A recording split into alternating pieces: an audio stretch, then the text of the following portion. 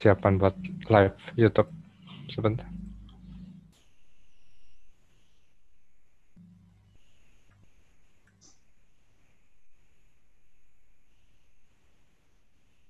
Persiapan buat live YouTube. Sebentar. Oke, bismillahirrahmanirrahim. Assalamualaikum warahmatullahi wabarakatuh. Waalaikumsalam warahmatullahi wabarakatuh. Alhamdulillahirrabbilalamin. Wassalatu wassalamu ala asrafil anbiya'i wa mursalin wa maulana Muhammadin wa ala alihi wa sahbihi ajma'in. Innal hamdalillah nahmaduhu wa nasta'inuhu wa nastaghfiruhu wa na'udzu billahi min syururi anfusina wa min sayyiati a'malina wa yahdihillahu fala mudhillalah wa ma yudhillahu fala hadiyalah. Asyhadu an la ilaha illallah wa asyhadu anna Muhammadar Rasulullah. Allahumma shalli ala Muhammad wa ala ali Muhammad amma ba'du. Assalamualaikum Ustadz Yusuf Muhammad. Waalaikumsalam warahmatullahi wabarakatuh. Alhamdulillah Ustadz. Alhamdulillah kita kembali berkumpul. Alhamdulillah diberi rahmat, rezeki, dan usia sehingga pada malam hari ini kita kembali berkumpul dengan Kiai Haji Yusuf Muhammad. Beliau merupakan pimpinan Pondok Pesantren Darul Quran Bandung. Ya, yang terletak di jalan apa, Ustaz? Di Pasir Honje.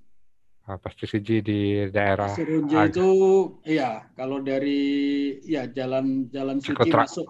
Suci ya sih, ya.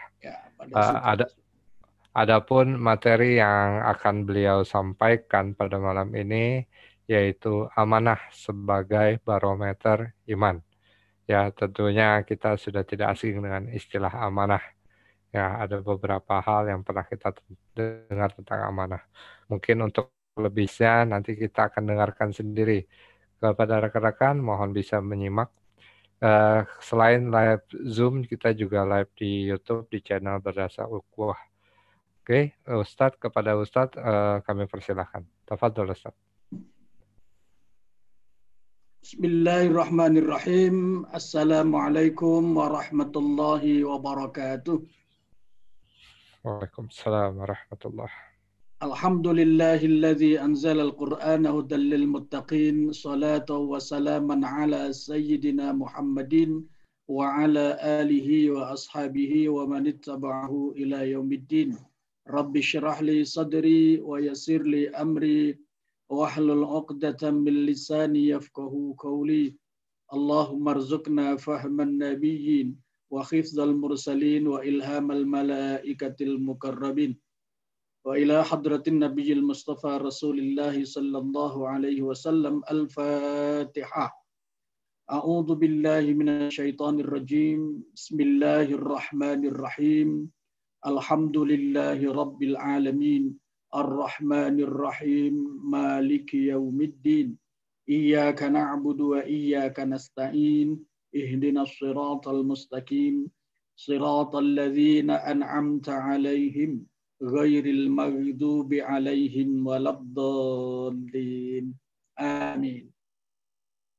Pak Abdurrahman, Pak Dedi, dan rekan-rekan sekalian yang saya hormati, yang Allah muliakan, para jamaah termasuk Sivitas Akademika Sekolah Tinggi Manajemen Informatika dan Komputer Bandung yang saya hormati, yang Allah muliakan. Dari lubuk hati yang paling dalam kita bersyukur kepada Allah, kita bertemu di malam yang sangat istimewa. Hari ini adalah Yaumu Lailatu Asyura. Jadi malam hari bulan Asyura, tanggal 10 Muharram. Ini sebuah tanggal atau satu waktu yang sangat istimewa. Ya, sangat istimewa. Mungkin Pak Abdurrahman, Pak Dedi, dan lain-lain mungkin baru selesai menikmati buka ya, kalau tadi berpuasa. Nah, puasa hari Asyura, 2 hari, hari ini dan besok. Atau kalau enggak 2 hari ini dan besok, maka boleh besok sampai ditambah 1 hari sebelumnya. Karena memang sunnah puasa Asyura ini 2 hari, walaupun Rasulullah SAW baru sempat melaksanakan yang tanggal 10. karena rencana pelaksanaan tanggal 9 supaya tidak sama dengan puasanya orang Yahudi, ternyata belum sampai tahun depan bulan Rabiul Awal Rasulullah SAW sudah kembali ke hadirat Allah Subhanahu wa taala. Tapi secara fikih puasa sunnahnya tetap 2 hari. Hikmahnya yukaffirus sanatal madiyah, menghapus dosa setahun yang telah lalu. Kalau bicara penghapusan dosa, tidak sekedar urusannya adalah penghapusan dosa itu urusan akhirat, tidak. Ada nilai dan efek dunia yang cukup luar biasa. Saya pernah bahkan mungkin sering sudah beberapa kali menyampaikan, innar rajula la yahrumur rizqa bidzambi yusibuhu. Seseorang itu rizkinya bisa tertutup karena dosa yang dia lakukan. Supaya rizkinya kembali terbuka, maka dosanya harus diampuni. Nah, salah satu pintu ampunan dosa Allah, pintu ampunan dari Allah terhadap dosa kita adalah melalui puasa Asyura, bahkan menutup dosa, mengampuni dosa 1 tahun yang lalu. Dengan demikian puasa hari ini dan besok atau besok dan lusa mendapatkan pengampunan dosa setahun sekaligus membuka pintu rizki bagi kita sekalian. Allahumma amin. Nah, materi kita masih dalam tema besar amanah kunci sukses. Saat ini pertemuan yang kedua, yaitu tema pertemuan kedua ini adalah amanah sebagai barometer iman. Amanah sebagai barometer iman. Karena kita akan selesaikan insya Allah nanti 3 sesi. Yang pertama kemarin amanah sebagai karakter Qur'ani sudah selesai. Kemudian yang kedua amanah sebagai barometer iman akan kita selesaikan pada malam hari ini. Dan yang ketiga nanti yang paling penting, yang tidak kalah pentingnya yang ketiga, yaitu kiat membangun karakter amanah sekaligus implementasinya. Kayak apa sih implementasi amanah itu dalam dunia bisnis terutama. Baik, kita mulai amanah sebagai barometer iman. Sebelum ke sana, supaya nanti nempel materinya itu sudah tahu kerangkanya, kerangka amanah itu nilai tambahnya seperti apa, maka kita mulai dari tujuan agama. Tujuan agama. Ini nanti untuk mengantisipasi sebuah persepsi yang mungkin keliru, bahwa kalau bicara karakter termasuk di dalamnya amanah, bicara agama, itu seolah-olah untuk kepentingan luar, kepentingan agama, kepentingan yang lain-lain di luar diri kita. Padahal sesungguhnya tidak demikian. Orang beragama bagi kita adalah seorang muslim, tujuannya ada 5 agama itu. Yang pertama menjaga agama itu sendiri. Jadi kalau begitu nanti implementasi karakter amanah itu juga dalam rangka menjaga agama. Agama terjaga apabila umat beragamanya amanah. Kalau umat beragamanya tidak amanah terhadap ajaran agamanya, maka itu sama dengan merusak agamanya. Maka kita mulai dari sini. Yang kedua, tujuan agama itu adalah menjaga jiwa, hifdzun nafas. Ya, hifdzun nafas. Oleh karena itu kita lihat, kita sadari, kita pahami, dalam syariat Islam itu ada hukum larangan-larangan sekaligus perintah-perintah yang dalam rangka menyelamatkan jiwa manusia. Karena apa? Memang tujuan agama diturunkan bukan hanya untuk agama, tetapi untuk manusia. Manusia yang paling penting adalah kehidupannya. Karena dari kehidupan itulah dia mendapatkan amanat untuk menjadi khalifah, memakmurkan bumi, dalam rangka ibadah kepada Allah, untuk mewujudkan visi hasanah dunia akhirat, dan untuk itu diberikan kitab suci sebagai pedoman, dan dikirim seorang Rasul sebagai teladan. Itu semua adalah dalam rangka antara lain menjaga jiwa manusia. Ya, menjaga jiwa manusia. Maka segala perbuatan yang mengancam keselamatan jiwa haram hukumnya. Nah, amanah juga nanti begitu. Salah satu yang bisa kita ambil contoh bahwa dengan amanah itu jiwa akan selamat adalah dengan sebuah pemahaman yang benar bahwa diri kita ini adalah amanah dari Allah Subhanahu wa taala. Oleh karena amanah, maka perlu dijaga. Salah satu yang harus dijaga dalam rangka menjaga keselamatan jiwa adalah kesehatan. Itu sebabnya menjaga kesehatan dalam agama hukumnya wajib. Dan segala perbuatan yang mengancam merusak kesehatan haram hukumnya. Maka meskipun makan halal, tidak boleh berlebihan. Karena meskipun halal tapi berlebihan, akhirnya menjadi kelebihan gizi. Kelebihan gizi dalam batas tertentu akan menjadi ancaman keselamatan jiwa. Sampai-sampai Nabi menyatakan, al-ma'iddah baitudda, perut besar itu sarang penyakit.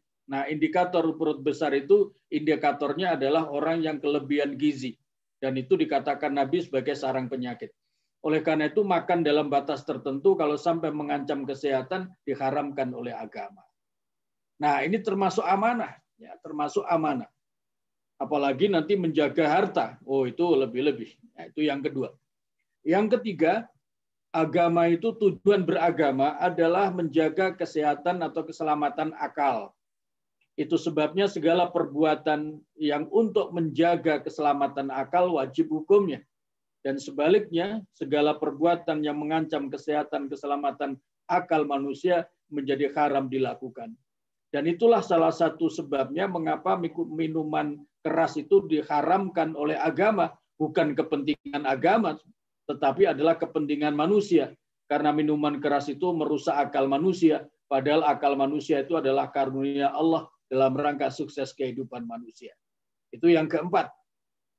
Yang kelima, ini nanti berkaitan juga dengan yang kedua, hifdzul mal, menjaga harta. Harta itu meskipun miliknya sendiri, dari usaha kerja sendiri, dan lain-lain, tetap saja wajib hukumnya untuk dijaga. Salah satu menjaga harta adalah tidak boleh berlebihan di dalam memanfaatkan untuk kehidupan sehari-hari. Termasuk untuk berlebihan makan. Meskipun hartanya sendiri, untuk berlebihan makan sampai mengancam keselamatan jiwa, apalagi yang dimakan itu juga mengancam keselamatan akal, minuman keras, dan lain-lain, itu termasuk menghambur-hamburkan harta. Maka itu haram hukumnya. Tidak amanah berarti. Tidak amanah. Sedemikian apiknya, sedemikian hebatnya Islam itu, maka menjadi seorang muslim mestinya menjadi orang yang hebat karena dipelihara oleh agamanya. Tetapi persoalannya apakah seorang muslim itu amanah terhadap ajarannya apa tidak? Itu yang menentukan kualitas seorang muslim. Yang kelima, menjaga keturunan. Tujuan agama itu adalah menjaga keturunan. Kenapa agama diturunkan, diberikan oleh Allah kepada manusia agar manusia terjaga keturunannya? Saya sering memberikan contoh surat Nisa ayat 1 tentang pernikahan itu adalah dalam rangka menjaga generasi. Dan itu menjadi salah satu tujuan agama. Oleh karena itu menikah menjadi sesuatu yang sangat sakral dalam agama. Tidak boleh sembarangan tanpa tahu tujuannya yang namanya pernikahan, karena itu adalah syariat yang ditata oleh Allah dalam rangka hifdzun nasl, menjaga keselamatan jiwa. Mengacaukan kebenaran keturunan, kebenaran generasi, itu juga diharamkan oleh agama. Ada sebuah hadis yang menyatakan bahwa barang siapa yang menyembunyikan jalur keturunan nasab seseorang, nah, maka itu diancam oleh Allah tidak akan mencium bau aromanya surga. Padahal aroma surga itu bisa tercium dalam perjalanan 500 tahun. Itu menunjukkan betapa jauhnya dari surga orang yang mengkaburkan keturunannya, menyembunyikan keturunannya. Nah, itu diancam oleh agama. Sedemikian berat. Karena apa? Tujuan agama justru untuk menjaga keselamatan keturunan, hifdzun nasl. Menjaga keselamatan keturunan adalah bagian dari menjaga generasi, dan generasi itu sangat dibanggakan oleh Rasulullah Sallallahu Alaihi Wasallam. Nabi pernah bersabda, "Ana mubahin bikumul umam." Saya sangat bangga kelak di akhirat kalau kalian menjadi umat yang besar. Nah, itu kira-kira lima tujuan agama adalah untuk kemaslahatan manusia. Dan salah satu kunci untuk mewujudkan tujuan agama berupa kemaslahatan manusia ini adalah sikap amanah. Amanah menjaga agama, amanah menjaga keselamatan jiwa, amanah menjaga kesehatan akal, amanah menjaga keselamatan harta, kemudian amanah menjaga keselamatan generasi, keselamatan keturunan. Kang Deddy, kalau ada yang mau tanya boleh diinterrupt supaya diskusinya bisa lebih bagus. Soalnya kalau lewat-lewat nanti bisa jadi lupa mau yang ditanyakan. Iya Ustaz. Biasanya kita akan nyampaikan, rekan-rekan yang mau nanya bisa sambil langsung chat aja. Karena khawatir terlewat. Tapi kalau dipotong juga nanti kurang nyaman nanti Ustaz. Jadi biasanya Ustaz sampaikan sejam, nanti rekan-rekan bisa sambil chat atau nanti baru kita akan persilahkan. Oke. Ya, lanjut ya. Nah, kita kembali. Ya. Kita kembali ke ayat yang berkaitan dengan amanah. Kenapa kita kembali ke ayat ini yang berbicara tentang amanah? Karena nanti untuk menemukan, untuk membuktikan, untuk meyakinkan kita bahwa amanah memang barometer iman. Salah satu indikator yang bisa disimpulkan demikian adalah bahwa ayat-ayat yang menyerukan tentang amanah itu alamatnya kepada orang-orang beriman.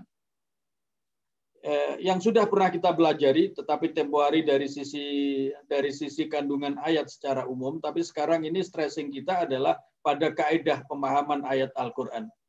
Nah, ini ayat berbunyi, Innallaha ya'murukum an tu'addul amanati ila ahliha wa idza hakamtum bainan nasi an tahkumu bil adl innallaha ni'imma ya'izukum bih innallaha kana sami'an basira. Ayat ini berisi beberapa poin. Yang pertama seruan menunaikan amanah. Kemudian yang kedua seruan membuat keputusan yang adil. Yang ketiga seruan sikap amanah, dan sikap amanah merupakan nasihat terbaik dan sikap adil merupakan nasihat terbaik. Dan kemudian poin keempat dari ayat ini memberikan petunjuk bahwa Allah Maha mendengar dan Maha tajam melihat apapun yang dilakukan oleh manusia. Nah, yang perlu kita fahami dari ayat ini adalah, pertama, ayat ini tidak jelas tujuannya kepada siapa. Ya, kalau kita lihat redaksinya, sesungguhnya Allah menyuruh kamu sekalian. Kamu sekalian itu siapa? Apakah kamu sekalian manusia pada umumnya, karena memang Al-Quran juga diturunkan untuk manusia, ataukah kamu itu maksudnya orang-orang tertentu, dalam hal ini orang-orang beriman. Di ayat 58 ini tidak ada penjelasan tentang itu. Tetapi ayat ini tidak berdiri sendiri. Ayat ini dilanjutkan oleh ayat berikutnya. Ya ayyuhalladzina amanu ati'ullaha wa ati'ur rasul wa ulil amri minkum. Ayat lanjutannya begitu. Wahai orang-orang beriman, taatlah kalian kepada Allah, taatlah kalian kepada Rasulullah, dan taatlah kepada ulil amri. Nah, melihat korelasi sambungan ayat ini, maka para ulama sepakat menyatakan bahwa seruan amanah yang Allah sampaikan melalui ayat 58 surat An-Nisa ini sesungguhnya ditujukan kepada orang beriman. Ya, ditujukan kepada orang beriman. Nah, sebelum sampai kepada kaidah, kita lanjut dulu. Kalau tadi seruan ayat untuk bersikap amanah, kemudian surat Al-Anfal ini juga sudah kita baca. Ya ayyuhalladzina amanu la takhunullaha war rasula wa takhunu amanatikum wa antum ta'lamun. Wahai orang-orang beriman, janganlah kalian berkhianat kepada Allah, janganlah kalian berkhianat kepada Rasulullah, dan janganlah kalian khianat kepada amanat-amanat yang ada pada diri kalian, amanat-amanat yang diberikan kepada kalian sementara kalian tahu tentang amanah itu. Nah, kita lihat di sini, rekan-rekan sekalian, kalau ayat 58 tadi menyerukan amanah, berarti memerintahkan amanah, sementara ayat 27 surat Al-Anfal ini melarang sikap khianat. Nah, sekarang sampailah kepada kaidah. Bagaimana kaidah memahami ayat yang seperti itu? Ada namanya kaidah usul fikih, kaidah dasar-dasar hukum Islam. Nah, ada sebuah kaidah yang berbunyi amrun bisyai'in nahyun an diddihi. Kalau ada perintah dalam ayat Al-Qur'an, ada ayat yang redaksinya perintah seperti tadi Allah menyerukan amanah itu perintah, sementara ayat berikutnya di Al-Anfal itu Allah melarang khianat, itu adalah sebuah larangan. Maka berkaitan dengan ini ada kaidah perintah tentang sesuatu berarti larangan terhadap sebaliknya. Nah, maka kalau ayat 58 surat An-Nisa Allah menyerukan amanah, berarti sebaliknya Allah melarang khianat. Maka sebaliknya juga. Dan larangan terhadap sesuatu berarti perintah kebalikannya. Bahasa aslinya adalah nahyun an syai'in amrun bididdih.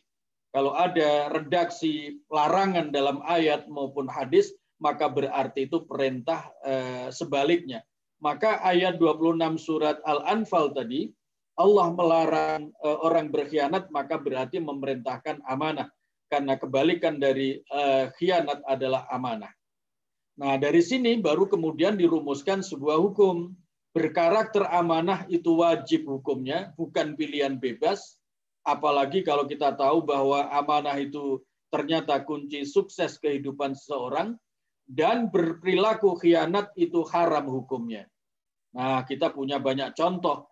Segala persoalan carut-marutnya kehidupan bangsa dan negara, terutama persoalan ekonomi, sebab-sebab yang paling besar adalah ketidakαμanahan para pemegang amanah. Misalnya saja amanah penegak hukum. Ternyata ada aparat hukum yang ternyata melanggar hukum. Ada amanah kepada para pihak yang memelihara stabilitas ekonomi, tapi ternyata melanggar tata kerja yang baik, sehingga mereka berurusan dengan KPK dan lain-lain. Ini menunjukkan bahwa kebenaran Al-Quran, amanah akan membawa keberhasilan, dan sikap khianat akan menghancurkan tatanan kehidupan masyarakat. Itu sebabnya dilarang oleh agama. Nah, dari sini muncul pertanyaan berkaitan dengan tujuan agama tadi. Ini perintah seruan amanah ini sebenarnya untuk kepentingan siapa? Jangan-jangan kita sebagai seorang muslim beriman, kalau diserukan amanah ini seolah-olah untuk kepentingan orang luar, untuk kepentingan pihak lain, sehingga kita tidak peduli. Ternyata tidak. Amanah ini justru untuk kepentingan kita. Nah, salah satu ayat yang bisa kita baca yang memberikan petunjuk itu adalah surat Fussilat ayat 46. Man amila salihan falinafsihi wa man asa'a fa'alaiha. Orang yang mengerjakan amal soleh, salah satunya adalah bersikap amanah, itu adalah untuk dirinya sendiri, bukan untuk orang lain. Begitu juga sebaliknya, barang siapa yang berbuat kejahatan, salah satu bentuk kejahatan yang sangat jahat adalah sikap khianat, itu pada ujungnya akan merusak diri sendiri. Sekali orang khianat, tidak dipercaya, maka seluruh aspek hidupnya akan rusak. Oleh karena itu, amanah itu pesan Al-Quran perlu dijaga, apalagi dalam dunia bisnis. Sekali orang percaya, maka dia akan terikat, dan itu akan menjadi customer yang loyal. Tetapi sekali sebuah perusahaan tidak al-amin di depan para customernya, maka customer itu akan lari dan akan membawa lari yang lain, dan akan membendung orang yang ingin berhubungan dengan perusahaan itu. Maka sebuah perusahaan perlu menjadi al-amin, perusahaan yang dapat dipercaya karena dia memegang amanah, sehingga dengan demikian keberlangsungan bisnisnya akan dapat terjaga. Nah, itu pentingnya, maka ayat ini sangat luar biasa. Amanah berarti menyukseskan diri sendiri, sebaliknya khianat berarti menghancurkan kehidupan sendiri. Kira-kira itu yang bisa kita ambil kalimat indah melalui surat Fussilat ayat 46. Nah, ada kata-kata jihad berkaitan dengan amanah itu memang tidak ringan. Menegakkan amanah perlu semangat jihad. Apalagi nanti kalau ada waktu kita bicara soal hijrah, transformasi, itu yang namanya spirit jihad, keteguhan hati untuk melawan segala yang menghambat itu sangat penting. Sebab tanpa spirit jihad tidak akan berhasil, apalagi amanah. Godaan untuk bersikap khianat, berlaku khianat itu sangat menarik. Sangat menarik, apalagi orang yang punya ambisi yang berlebihan, itu mudah banget untuk bersikap khianat. Nah, di dalam Al-Quran, ini ada ayat man jahada fa innama yujahidu li nafsih. Barang siapa yang berjihad, maka sesungguhnya jihadnya itu adalah untuk diri sendiri. Termasuk di dalamnya, bersungguh-sungguh bersikap amanah, memerlukan kesungguhan dalam berjihad, karena hambatannya ini sangat luar biasa, itu bukan untuk kepentingan siapa-siapa, sesungguhnya untuk kepentingan sendiri. Nah, oleh karena itu, jika amanah, maka agama akan terpelihara. Orang yang tidak amanah sama dengan menghancurkan agamanya. Buktinya apa? Kalau ada seorang muslim beriman, punya jabatan, ternyata dia korupsi, maka tidak hanya si fulan, namanya yang rusak. Agamanya dibawa-bawa. Ah, sayang banget, malu-maluin, seorang muslim terkenal, kaya, populer, ilmunya tinggi, tetapi ternyata korupsi juga. Ah, namanya juga manusia. Nah, kita suka ngomong begitu. Nah, ini artinya apa? Jika amanah akan menjaga agama, sebaliknya kalau seorang muslim beriman itu khianat, maka sama dengan merusak agama. Begitu sebaliknya, orang yang amanah jiwanya akan selamat. Salah satu contoh yang paling nyata adalah kalau dia amanah dalam menjaga kesehatannya. Tapi kalau khianat terhadap ketentuan-ketentuan kesehatan, itu akan merusak diri dan itu melanggar agama. Yang ketiga, pikiran, akal menjadi sehat. Kalau dia terjaga, kalau dia bersikap amanah. Amanah menjaga kesehatannya. Kemudian yang keempat, harta juga akan terjaga kalau seseorang bersikap amanah. Jangankan untuk hal-hal yang tidak baik, untuk kebaikan pun yang namanya harta harus tetap terjaga. Tidak boleh seseorang menginfakkan 100% hartanya, tetapi juga tidak boleh dia kemudian bersikap pelit sampai tidak mau melakukan kebaikan sedikit pun. Oleh karena itu salah satu ciri hamba Allah yang baik itu adalah idza alladzina idza anfaqu lam yusrifu. Kalau dia membelanjakan hartanya tidak berlebihan, tetapi walam yaqturu, tapi juga tidak kikir, tidak pelit. Nah, itu salah satu ayat dari 10 ciri hamba-hamba Allah yang disayangi Allah, yaitu ibadur rahman yang tercantum di dalam surat Al-Furqan. Dengan amanah harta akan terjaga, tetapi begitu dia khianat maka hartanya akan rusak, padahal selama ini dicari dengan susah payah. Nah, salah satu bentuk khianat terhadap amanah harta adalah hidup berlebihan, berfoya-foya di luar batas kewajaran. Nah, ukuran wajar bukan keinginan dan angan-angan, ukuran wajar adalah ukuran agama. Agama sudah sedemikian baik. Yang kelima, dengan amanah maka keturunan atau generasi terlindungi. Ini sebabnya tadi saya mulai kajian kita dari sisi tujuan agama, karena ternyata dengan amanah itu tujuan agama lima sholihin nas demi kemaslahatan dan kesejahteraan hidup itu akan tercapai. Luar biasa, ya, luar biasa sikap amanah ini. Maka sebelum kita sampai bahwa amanah itu sedemikian rupa, maka kita lihat wasiat Rasulullah Shallallahu Alaihi Wasallam. Karena amanah itu akan mampu, dengan sikap amanah akan mampu mewujudkan tujuan agama, dan pada akhirnya adalah untuk kepentingan manusia, bukan saja nanti kelak setelah mati, tetapi ketika masih hidup juga akan dijamin kehidupannya dengan baik manakala bersikap amanah. Maka Rasulullah Shallallahu Alaihi Wasallam berwasiat kepada umatnya, adil amanata bila mani tamanaka. Tunaikanlah amanah kepada orang-orang yang mempercayakan amanah itu kepada kalian. Itu hadis riwayat Imam Abu Dawud. Nah, kembali lagi tadi kaidah. Ya, kita cocokkan dengan kaidah tadi. Amrun bisyai'in, perintah terhadap sesuatu, maka berarti nahyun an diddihi, berarti melarang sikap kebalikannya. Dalam hadis ini, Rasul memerintahkan, Rasulullah SAW bersabda, adil amanata, sampaikan, tegakkan, penuhi, tunaikan amanah itu. Nah, ini perintah sesuatu, berarti melarang sebaliknya, khianat.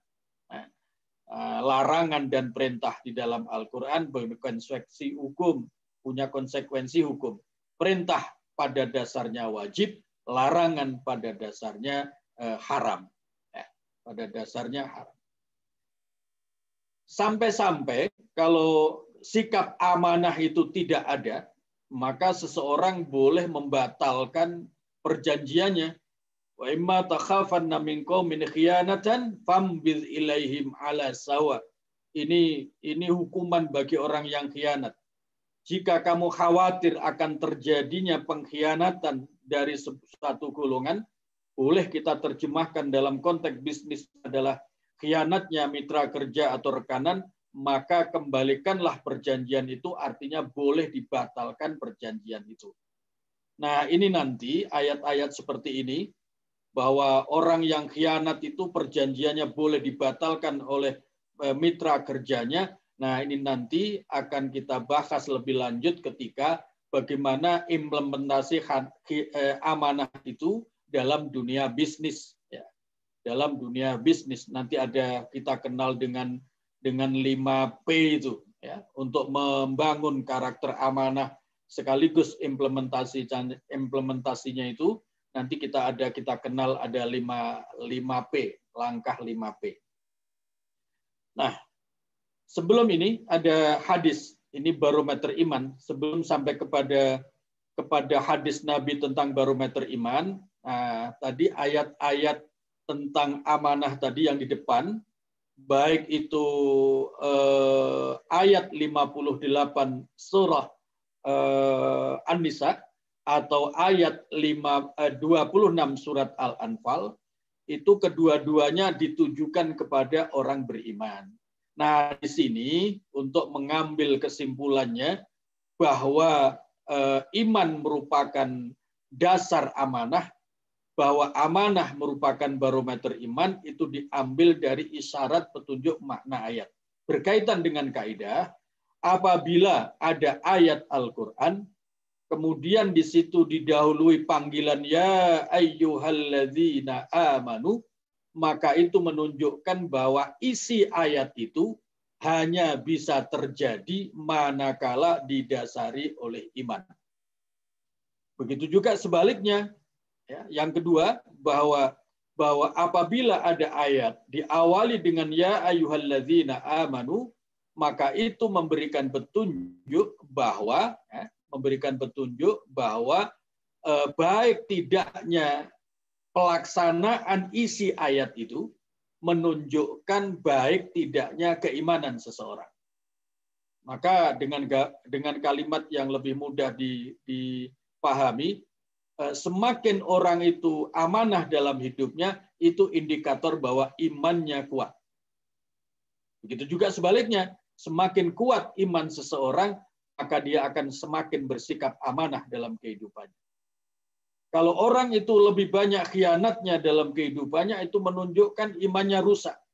Begitu juga sebaliknya, kalau seseorang imannya rusak, tidak kokoh, tidak kuat, maka amanahnya tidak bisa diharapkan.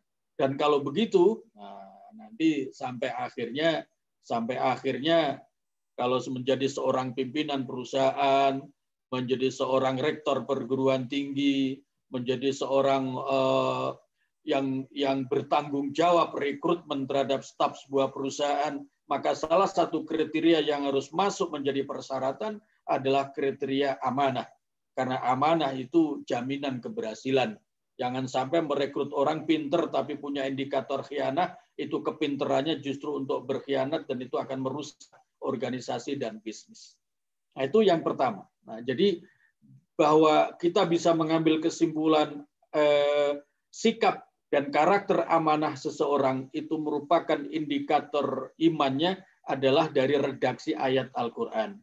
Ayat Al-Quran yang berbicara tentang amanah diawali dengan ya ayyuhalladzina amanu, yang artinya secara khusus dialamatkan amanah itu kepada orang beriman. Ini menunjukkan bahwa iman, kuat tidaknya iman mempengaruhi baik tidaknya sikap amanah.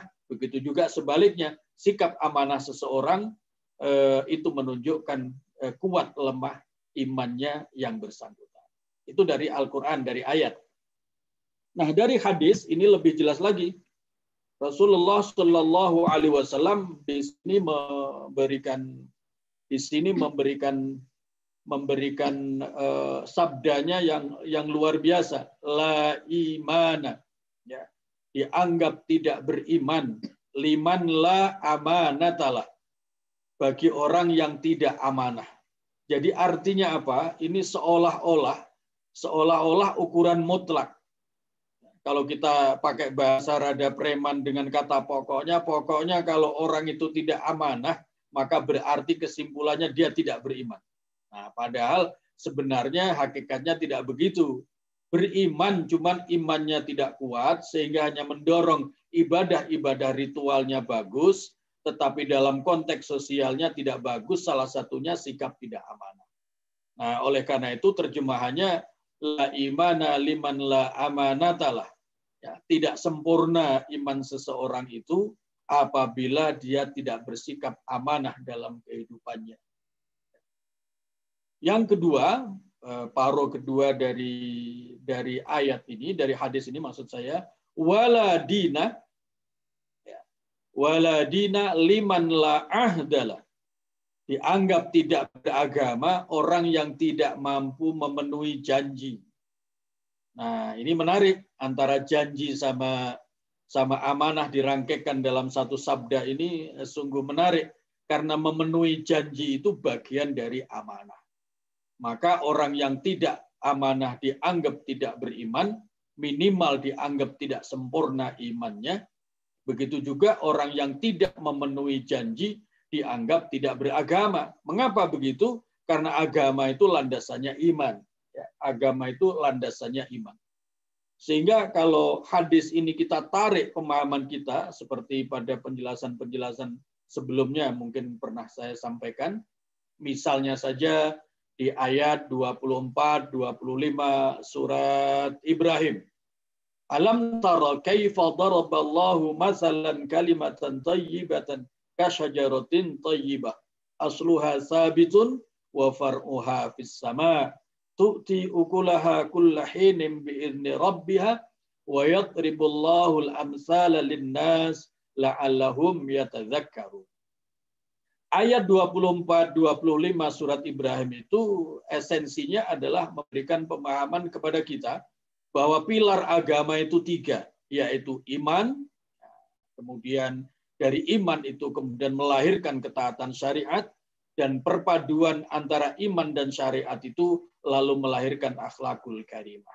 Maka berkaitan dengan hadis ini betapa tepatnya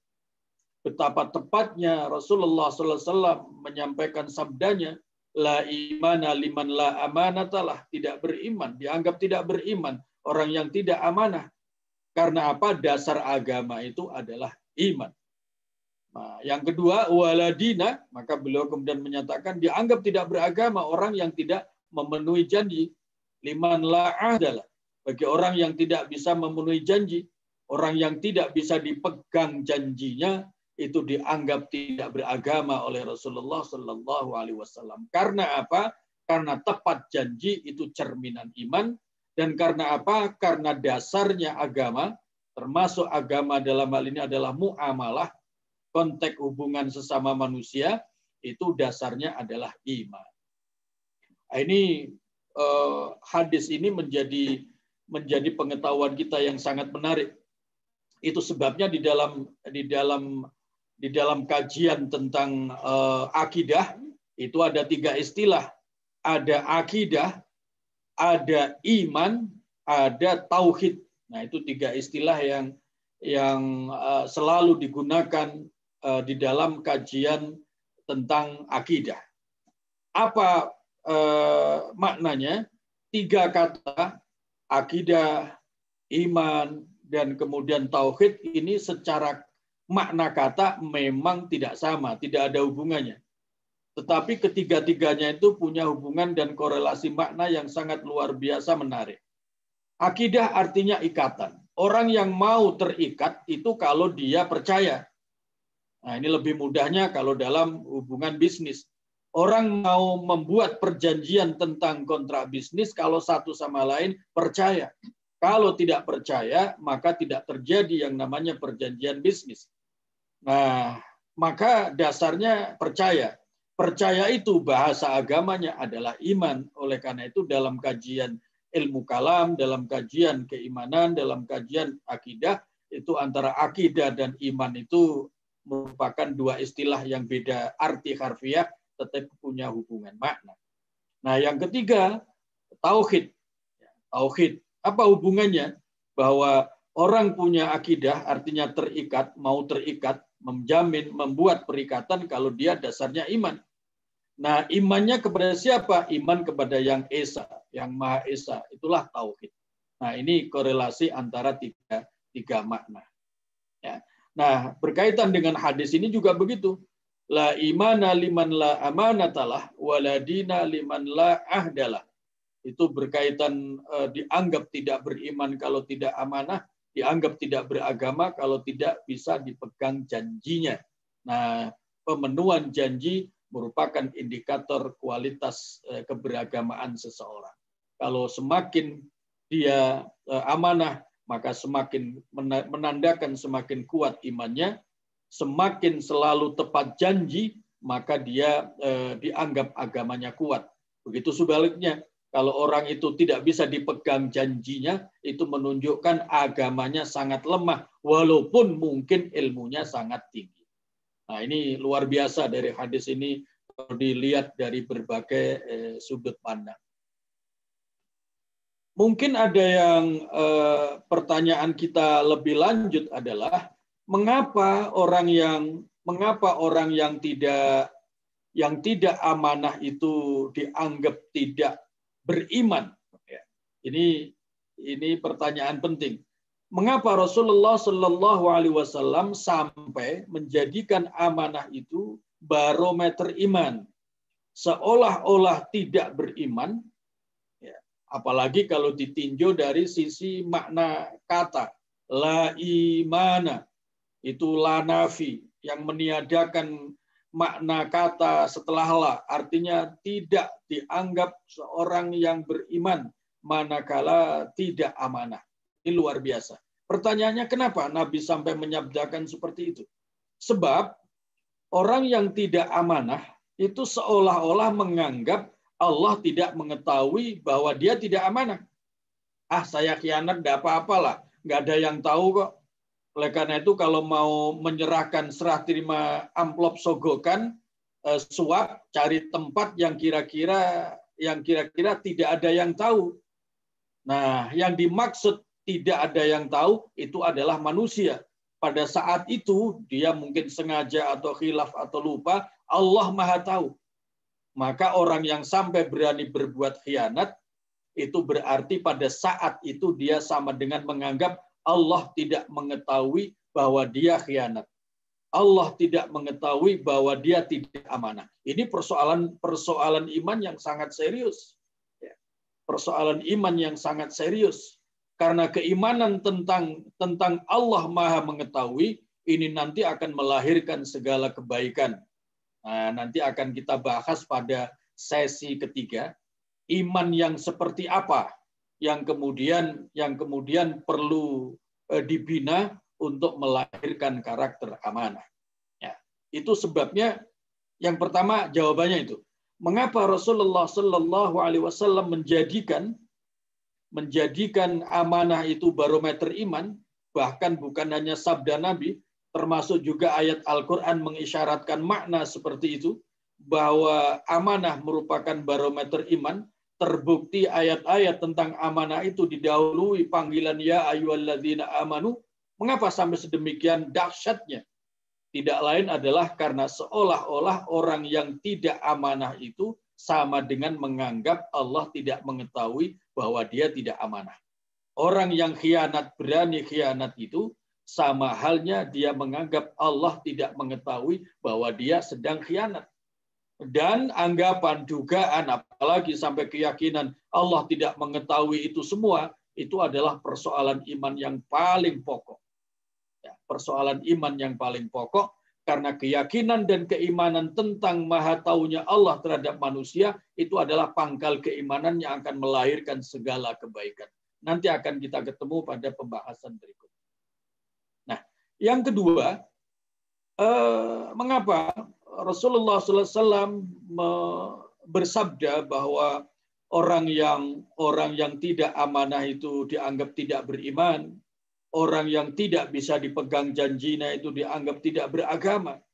Nah, karena orang yang tidak tepat janji, orang yang tidak amanah itu seolah merasa bahwa dia tidak membangkang perintah Al-Quran.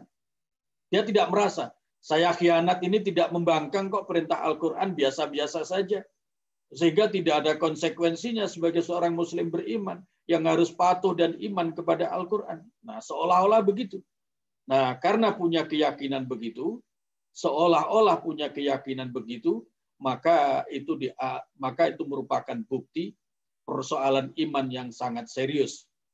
Orang yang melanggar Al-Quran, orang yang membangkang perintah agama, tetapi merasa tidak membangkang perintah agama, itu merupakan persoalan iman yang serius. Ya, persoalan iman yang serius. Yang ketiga, ya, gitu. Yang ketiga, orang yang tidak amanah itu seolah-olah merasa tidak mengabaikan keteladanan Rasulullah Shallallahu Alaihi Wasallam.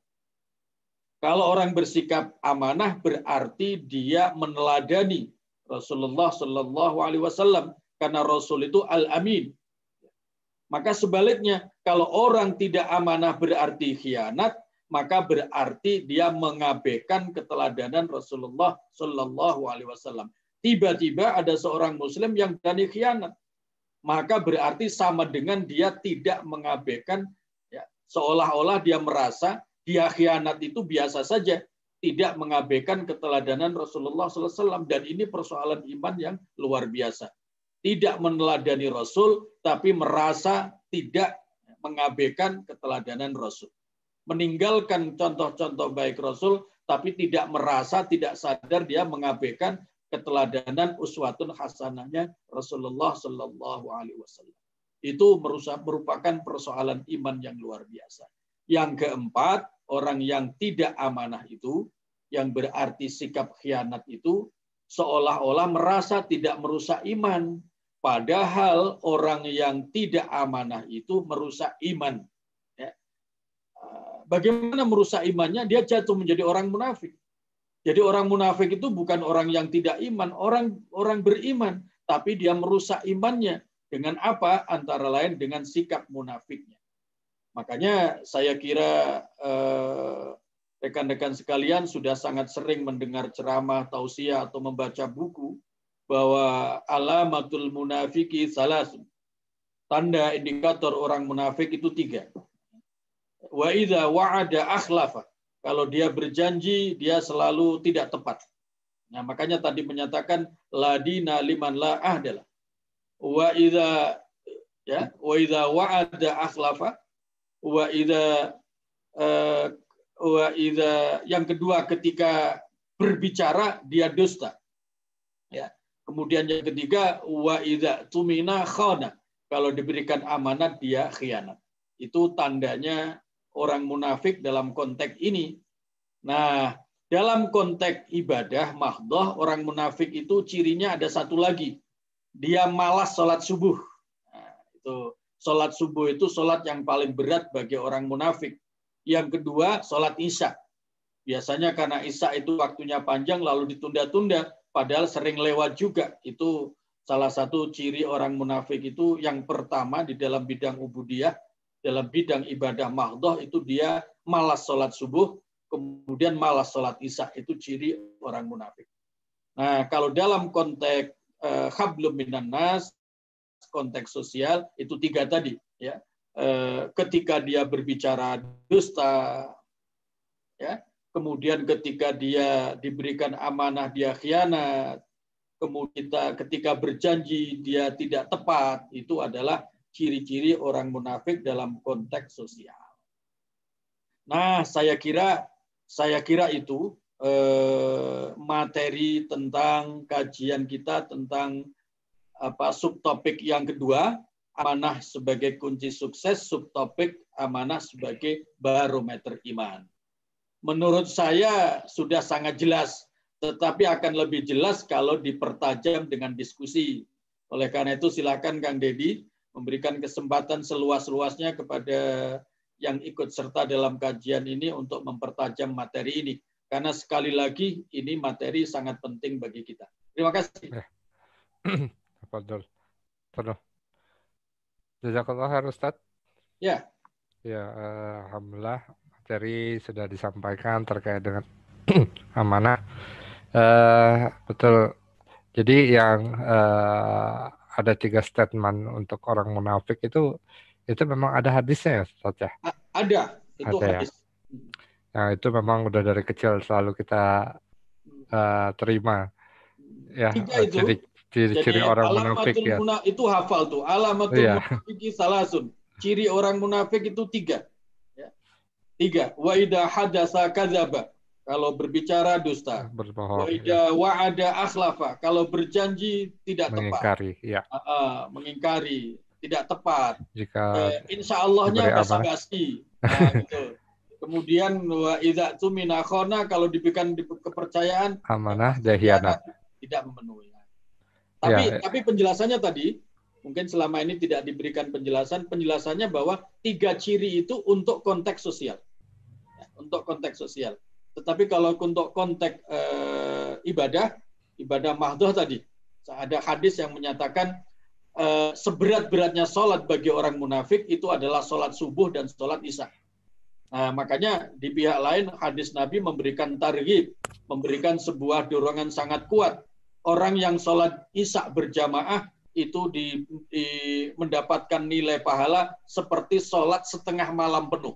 Luar biasa itu. Yang kedua, barang siapa man sholat subha jama'atan kana ka qiyamil laili kulli. Barang siapa yang sholat subuh berjamaah itu sama dengan mendapatkan pahala orang yang sholat 1 malam penuh. Nah, ini target dorongan Nabi, sugesti positifnya Nabi sampai sedemikian kuat, karena ini untuk membendung tadi, jangan sampai jatuh menjadi orang munafik yang malas sholat subuh dan malas sholat isya. Itu tambahan Kang Dedi, silakan. Ya, alhamdulillah Ustaz. Jadi memang kalau sudah berbicara amanah di faktor sosial kita juga cukup banyak ya Ustaz ya. Betul. Apalagi udah berbicara kepemimpinan, mohon maaf dari kepala negara sampai anggota DPRD, begitu banyak janji yang disampaikan. Ya itulah mungkin ya Ustaz ya, jadi yang termasuk ciri-ciri orang munafik itu karena apa yang mereka janjikan ya mereka juga yang akan mengkhianati gitu loh.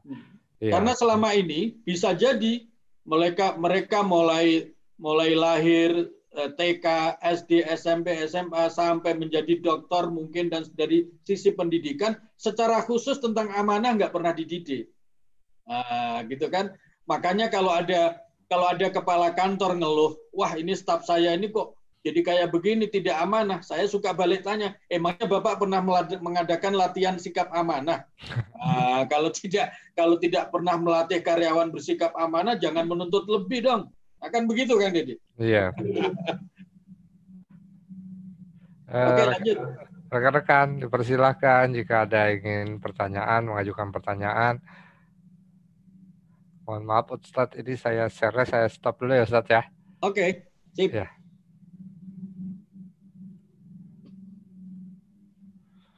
Ya, dipersilahkan rekan-rekan jika ada pertanyaan.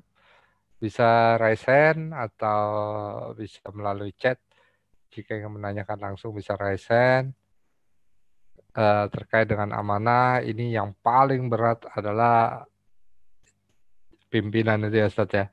Jabatan, karena dia bukan hanya sekedar mengemban amanah, tapi Allah juga akan mempertanggungjawabkan nanti di kemudian hari kelak. Ini Pak Abdurrahman nanya Ustaz. Oke, balik. Silakan Pak. Terima kasih Mas Dede, Pak Yusuf Muhammad. Ini topik yang sangat menarik dan jadi tantangan kita semuanya nih. Ya. Kita sebagai pimpinan, sebagai karyawan, sebagai mahasiswa, apapun profesi kita, ini amanah saya kira melekat pada setiap individu, perannya apa saja. Ya. Tadi menarik apa yang disampaikan oleh Pak Yusuf bahwa kalau seseorang itu tidak amanah, itu menunjukkan seakan-akan Allah tidak melihatnya, atau seakan-akan Allah tidak mengawasi, Pak ya. Tadi salah satu indikator seseorang jika tidak amanah, seakan-akan dia berkeyakinan bahwa Allah tidak mengawasi. Mungkin bisa dikoreksi apa yang saya sampaikan, Pak Yusuf. Jadi amanah ini kan satu rumpun dengan kata amanah, Ustaz ya. Jadi amanah, amantu, amanah. Ya. Jadi artinya apa? Bahwa amanah ini tepat sekali apa yang disampaikan Pak Yusuf. Ya, ini merupakan mencerminkan tentang kualitas keimanan seseorang. Gitu. Nah, bagaimana suatu kiat Pak Yusuf bagi seorang pimpinan maupun sebagai bawahan, ya, untuk selalu amanah terhadap tugasnya, ya. Nah, ini kadang-kadang seorang pimpinan itu mengamanahi atau mendelegasikan wewenang itu kan karena dia percaya kepada bawahan tersebut. Ya. Nah, kalau kita berbicara manajemen bahwa memberanikan diri atau yakin terhadap staf atau karyawan bahwa dia mampu untuk melaksanakan amanah atau beban tanggung jawab, tentunya berdasarkan kepada yang pertama adalah kemauan untuk menyelesaikan, artinya attitude-nya lah. Yang kedua adalah aspek kompetensi, gitu Pak. Ya. Ya. Nah, kadang-kadang kita dalam menyampaikan amanah, ya, itu lebih banyak kepada faktor kompetensi kalau dalam perusahaan atau dalam organisasi. Sering kita mengabaikan faktor attitude atau akhlak, Pak Yusuf. Ya. Karena untuk melihat akhlak atau attitude tentunya membutuhkan waktu untuk menganalisis apakah seseorang ini amanah atau tidak. Ya. Nah, ini kira-kira bagaimana Pak? Kiat-kiat kita bisa melihat bahwa yang kita amanah ini atau yang kita delegasikan ini memiliki kecakapan dua tadi. Pertama attitude, yang kedua adalah kompetensinya. Ya. Terima kasih Pak Yusuf. Ya. Baik, terima kasih. Pertanyaan Pak Abdurrahman ini sebagiannya harusnya nanti terjawab pada sesi ketiga, karena itu menyangkut bagaimana menciptakan lingkungan supaya menjamin amanah. Tetapi di pihak lain juga berkaitan dengan materi yang sekarang, bahkan materi yang kemarin. Bagaimana caranya seorang pemimpin itu tetap amanah dengan otoritas kepemimpinannya, padahal ketika mendelegasikan sebuah tugas mengamanahkan kepada staf itu, yang lebih banyak dilihat adalah kompetensinya.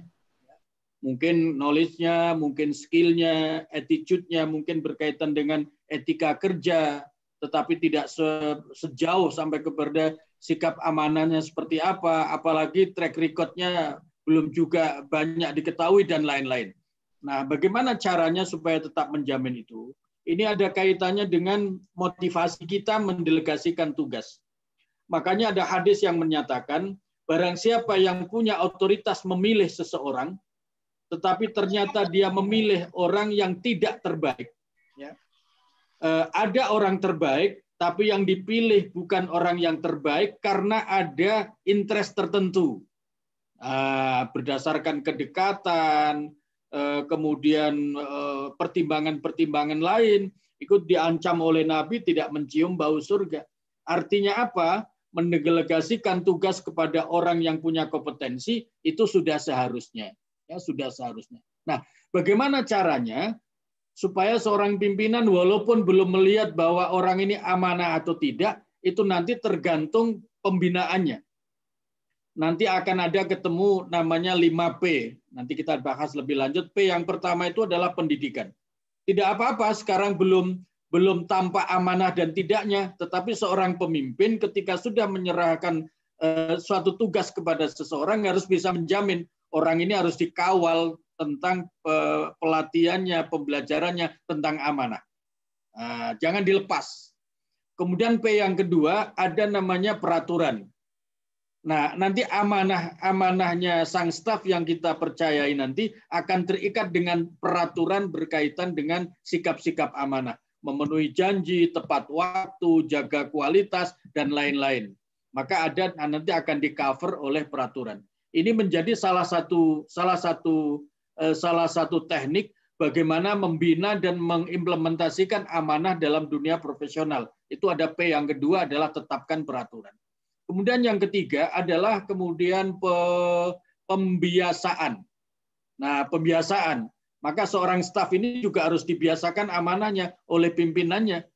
Makanya kalau dalam konteks pengembangan SDM itu, seorang pimpinan adalah sekaligus manajer SDM, manajer sumber daya manusia. Karena apa? Tidak sekedar berorientasi menyelesaikan tugas, tapi bagaimana staf atau pejabat baru yang diamanai itu mampu menyelesaikan tugas dengan karakter yang baik. Ini kewajiban atasan, pembinaan. Kemudian P yang keempat itu adalah peringatan. Namanya manusia, jangankan yang kurang kompetensinya, yang sudah sangat tinggi kompetensinya, namanya manusia, bisa jajah khilaf. Oleh karena itu, untuk menjamin tetap amanah, sang pimpinan harus memastikan ada peringatan-peringatan kepada orang-orang yang diserai amanah tadi. Nah, yang kelima, ini aspek yang paling penting adalah peneladanan. Nah, ketika seorang pimpinan sudah menyerahkan tugas kepada stafnya, dia harus siap menjadi teladan. Dengan begitu, maka anak-anak ini, orang-orang ini akan terinspirasi. Seperti kata-kata yang kita sudah hafal kan, aslih nafsaka yasluh lakan nas. Ya, perbaiki dirimu, letakkan dirimu sebagai contoh yang baik, maka orang lain, apalagi stafmu akan terinspirasi untuk menyontoh sikap-sikap yang baik itu. Jadi ada kombinasi.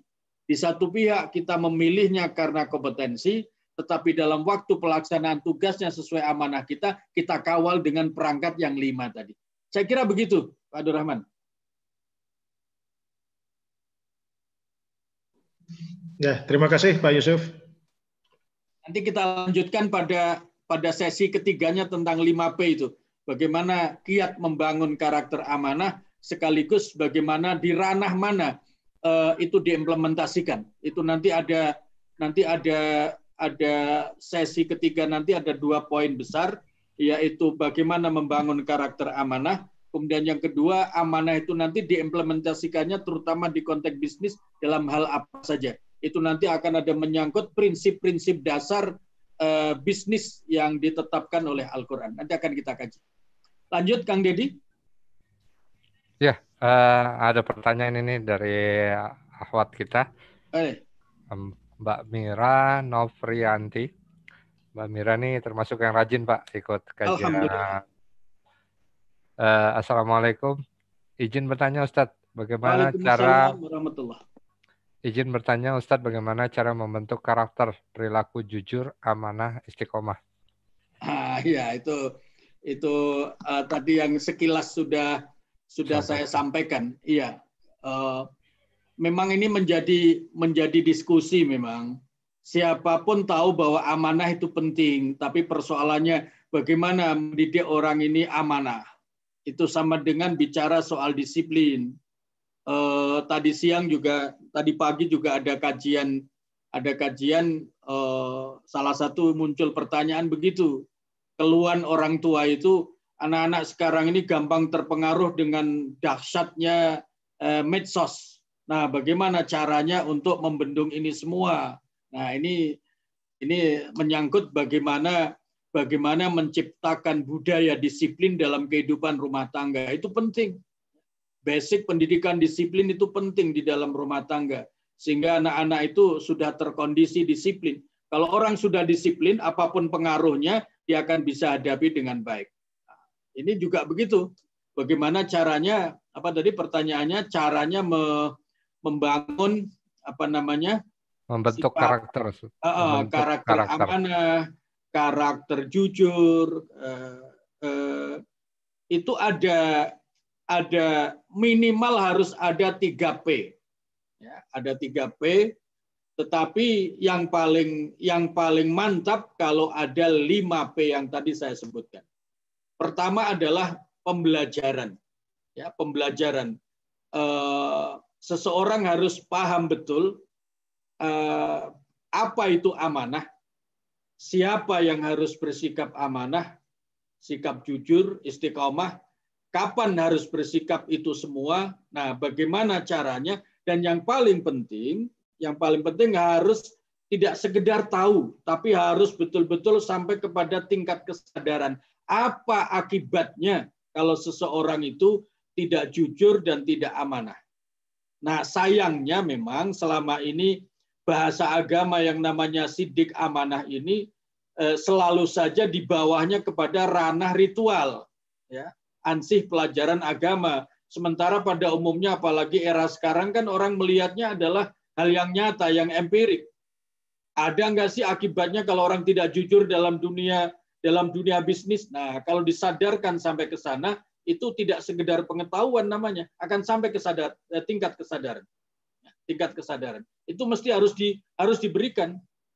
Nah, orang tua memang punya peran penting, harus mampu mendidik jujur dan amanah anaknya itu sampai ke sana. Jadi diberikan penjelasan sampai kepada paham dan menyadari sekali tidak amanah, orang tidak percaya, maka hancurlah kehidupan. Tapi begitu juga kalau orang itu bersikap amanah, dia terpercaya, pasti apapun akan bisa ada solusi dan keberhasilan. Nah, itu jadi ada P yang pertama. Kemudian yang kedua, kalau ini kita anggap hanya 3P, maka P yang kedua adalah pembiasaan. Nah, pembiasaan. Karena agama itu tidak cukup sampai kepada pengetahuan. Kalau sekedar tahu, maka belum jadi budaya.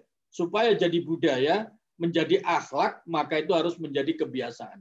Apa itu budaya? Budaya adalah sebuah perilaku, atau dalam bahasa yang lebih gampang, budaya itu adalah nilai-nilai yang terimplementasikan.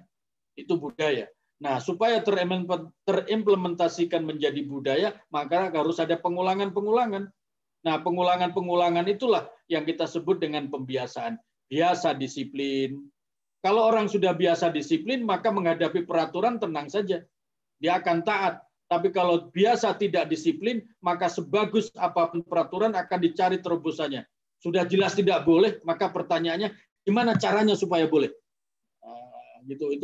Itu orang indikator yang tidak biasa disiplin. Maka pendidikan disiplin itu menjadi sangat sangat penting, karena disiplin itu nanti akan menunjang sikap amanah, akan menunjang sikap karakter kejujuran dan lain-lain. Nah, yang ketiga, peneladanan. Ya, peneladanan. Itu menjadi penting.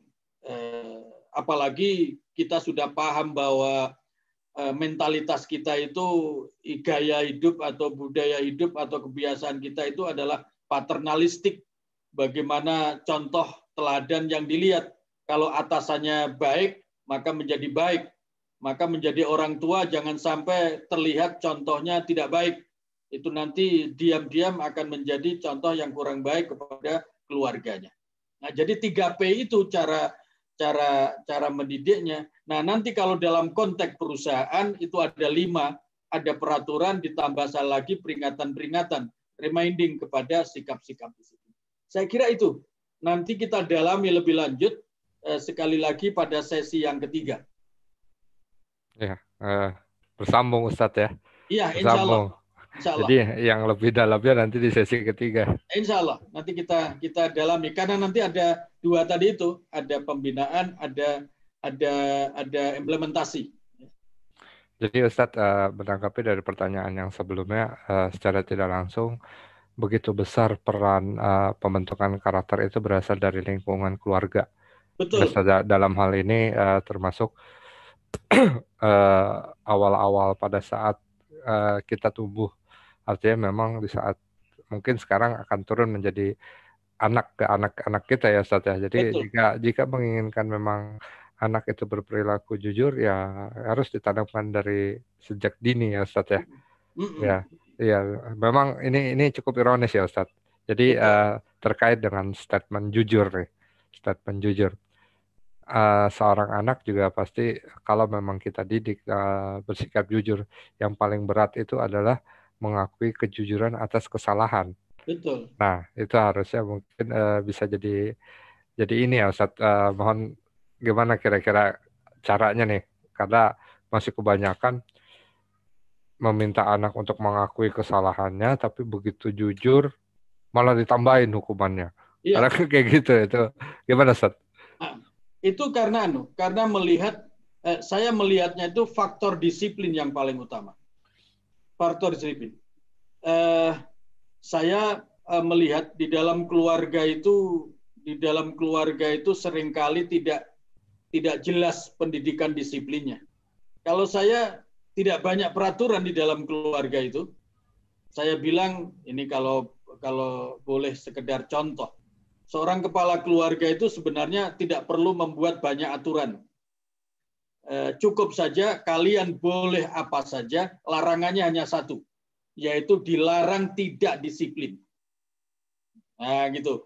Dilarang tidak disiplin. Boleh apa saja, tapi dilarang tidak disiplin. Oleh karena itu kemudian kata-kata dilarang tidak disiplin kan kelihatannya larangannya hanya satu. Tapi padahal luas. Itu banyak sekali. Betul, Ustaz. Saatnya sholat tidak boleh tidak disiplin. Sholat. Bangun. Saatnya belajar. Saatnya makan. Saatnya main. Saatnya beol. Jangan sampai waktunya tercampur aduk enggak karuan.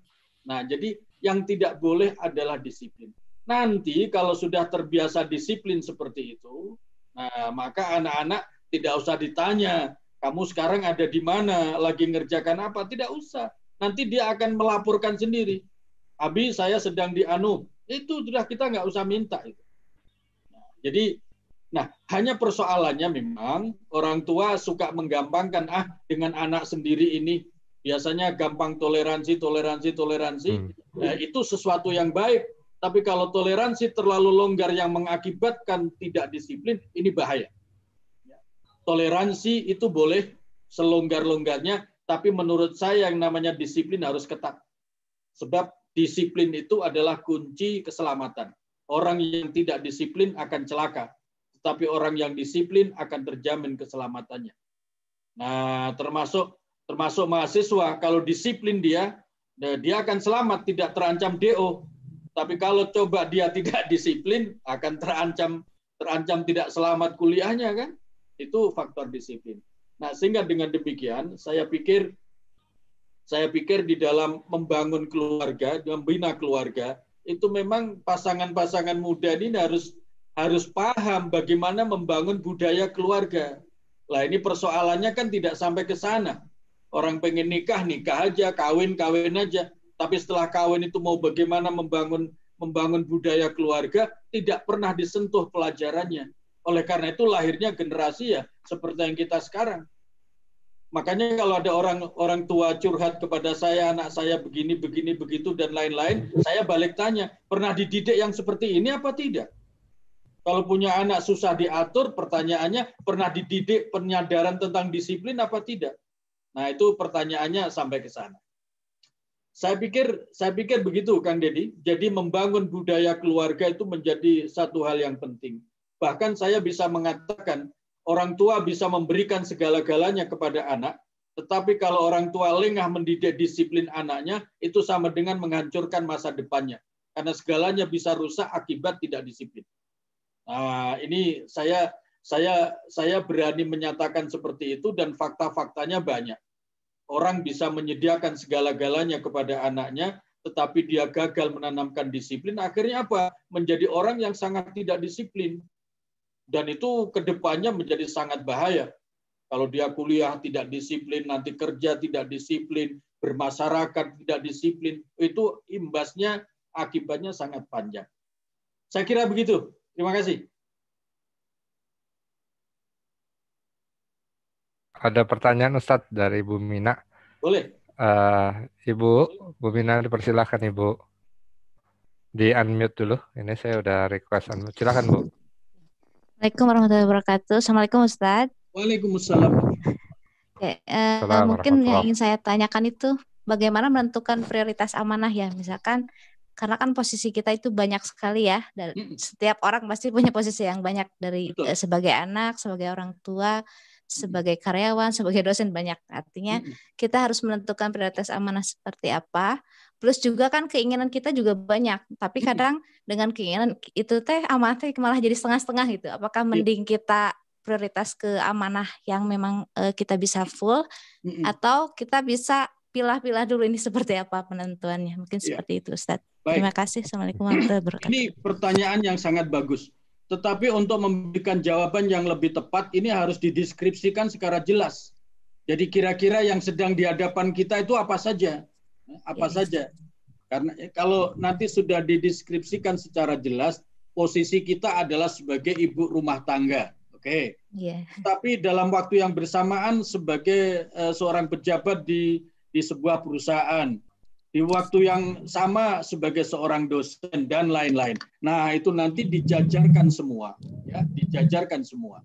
Kalau sudah disusun semua amanah-amanah itu, lalu kemudian dianalisa mana risiko yang paling tinggi apabila amanah ini terabaikan. Ya. Risiko yang paling tinggi yang mana? Itu nanti ke sana. Kalau risiko yang paling tinggi berarti mendapatkan prioritas yang paling tinggi. Sebagai ibu rumah tangga, tugasnya adalah menyiapkan masakan untuk suaminya, menyiapkan pakaian untuk anak-anaknya. Tapi pada waktu yang bersamaan harus memberikan kuliah, pergi ke kampus. Nah, nanti akibatnya dua-duanya ini amanah. Nah, mana akibat risiko yang paling berat? Nah, bisa dikalkulasi. Bisa dikalkulasi. Itu ada contohnya. Rasulullah Shallallahu Alaihi Wasallam memberikan satu solusi apabila ada dua masalah yang dihadapi sekaligus, maka ambil resikonya yang paling ringan. Jadi resiko yang paling ringan itulah nanti yang sebaliknya resiko yang paling berat manakala amanah itu terabaikan. Nah, jadi caranya nanti disusun dulu amanah-amanah itu apa saja, lalu dianalisa dan dikalkulasi. Risiko yang paling tinggi apabila amanah itu ditinggalkan berarti menjadi prioritas utama untuk dipenuhi. Kira-kira begitu. Terima kasih, Ustaz. Baik. Risiko yang dimaksud nih risiko syar'i atau bagaimana, Ustaz? Dua-duanya. Kalau Al-Qur'an kan wabtaghi fima atakallahu daral akhirah wa la tansa nasibaka minad dunya. Di dalam surat Al-Qasas kan begitu. Jadi prinsip keseimbangan. Nah, oleh karena itu ilmu kita juga harus mumpuni di bidang itu untuk menimbang-nimbang. Jangan sampai terjadi begini. Ada tamu, begitu ya. Ada tamu di kampus atau di perusahaan, dalam waktu yang bersamaan ada sholat jamaah. Nah, ini menjadi sebuah persoalan manakala tidak tepat meletakkannya. Ini customer yang penting ini, tiba-tiba ada sholat jamaah. Nah, customernya ditinggal. Apa akibatnya? Dia pulang, merugikan perusahaan. Padahal menjaga keselamatan perusahaan itu wajib, karena itu amanah. Sementara sholat jamaah hukumnya apa? Wajib. Sholat jamaah hukumnya sunnah. Oh, sunnah. Sunnah, pada kifayah. Nah, itu wajib. Nah, di sini kaidahnya harus dipakai. Al-wajib muqaddamun ala sunnah. Kewajiban harus didahulukan daripada sunnah. Sampai-sampai ketika orang sholat, tiba-tiba melihat anaknya sedang keluar, tiba-tiba nyelonong keluar dari pintu, keluar rumah, padahal di depan itu lalu lalang orang naik motor yang memungkinkan bahaya. Itu boleh dibatalkan sholatnya. Karena apa? Menjaga keselamatan anak itu amanah Allah. Nah, di sini letaknya kemurahan Allah. Seolah-olah kewajiban sholat menghadap Allah itu dinomorduakan, mementingkan anak. Seolah-olah itu duniawi. Padahal bukan. Anak itu amanah Allah. Dia menyangkut generasi yang harus dijaga keselamatannya. Sementara sholat kepada Allah ini adalah kepentingan kita secara individu. Sementara kalau kepada anak, ini kepentingan kita sebagai orang tua, dia juga kepentingan anak masa depannya. Nah, makanya yang namanya ilmu itu semakin luas, semakin dalam, itu akan semakin memberikan kepastian ketika kita memberikan kalkulasi untuk memutuskan sebuah masalah. Saya kira begitu, Kang Deddy dan Bu Bina. Seru juga ya, Ustaz. Lumayan. Seru. Makanya begini, semakin tinggi tanggung jawab seseorang, maka wawasan agamanya perlu makin luas supaya lebih leluasa. Sebab kalau makin leluasa, perspektifnya makin mudah. Ya. Tetapi kalau makin sempit, tanggung jawabnya makin besar. Nah, ini menjadi seolah-olah kontradiksi terus. Nah, itu sebabnya Imam Syafi'i pernah berpesan, ta'alam qabla an tar'as, belajarlah dengan baik sebelum kalian memimpin. Fa idza ra'asta fala sabila ila ta'allum, sebab kalau sudah terlanjur menjadi pemimpin, tidak ada waktu untuk belajar, dan itu akan bisa menciptakan anomali yang luar biasa itu. Demikian Kang Deddy dan Bu Mina dan rekan-rekan yang lain. Ya, mungkin satu lagi boleh, Ustaz? Boleh. Oh, boleh Bu, mau 8 juga nggak apa-apa, Bu. Misalkan kan kita kalau kita tadi dari pembahasan misalkan amanah itu berhubungan dengan tidak menepati janji dan yang lainnya. Ya. Tapi malah berimbas ke misalkan rasa putus asa kita kan karena takutnya tidak tepat atau apa. Itu bagaimana cara menanggulangi hal-hal seperti itu? Itu saya kira berkaitan dengan mental ya, berkaitan dengan mental. Mudah khawatir, mudah putus asa, itu artinya kekuatan mental kita. Jadi bukan persoalan tidak mampu dan lain-lain.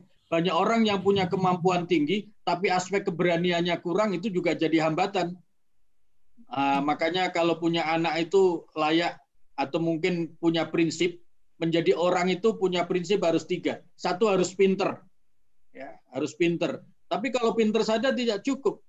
Dia harus berani. Sebab kalau orang pinter nggak punya keberanian, kepinterannya tidak optimal dimanfaatkan.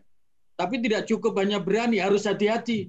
Sebab orang pinter, orang berani, tapi kalau tidak hati-hati, bisa konyol langkahnya. Nah, kepada anak-anak juga begitu. 3 ini dipesankan, pinter, berani, dan hati-hati. Nah, tadi itu, pertanyaan tadi berkaitan dengan 3 aspek itu. Kita mau melakukan ini, jangan-jangan tidak optimal, dan lain-lain. Nah, kata jangan-jangan itu berarti keraguan. Kalau keraguan itu ada 2 kemungkinan, karena memang tidak punya keberanian, ya, atau memang kompetensinya kurang. Nah, itu tinggal dilihat nanti. Saya kira begitu. Terima kasih, Ustaz. Baik. Ya. Cukup, Ustaz. Alhamdulillah. Cukup, Bu. Insya Allah masih ada minggu depan kok, Bu. Pak Yusuf masih alhamdulillah. Mudah-mudahan terus-terusan ya Pak, kita setiap minggu bisa terus berkumpul, bisa terus mendengarkan kajian, karena memang cukup menarik ya Pak ya, artinya dalam kondisi tertentu, bahkan tadi kita diperbolehkan juga ini untuk kondisi tertentu yang darurat, diperbolehkan sampai menggagalkan sholat kita, karena memang ada sesuatu yang darurat.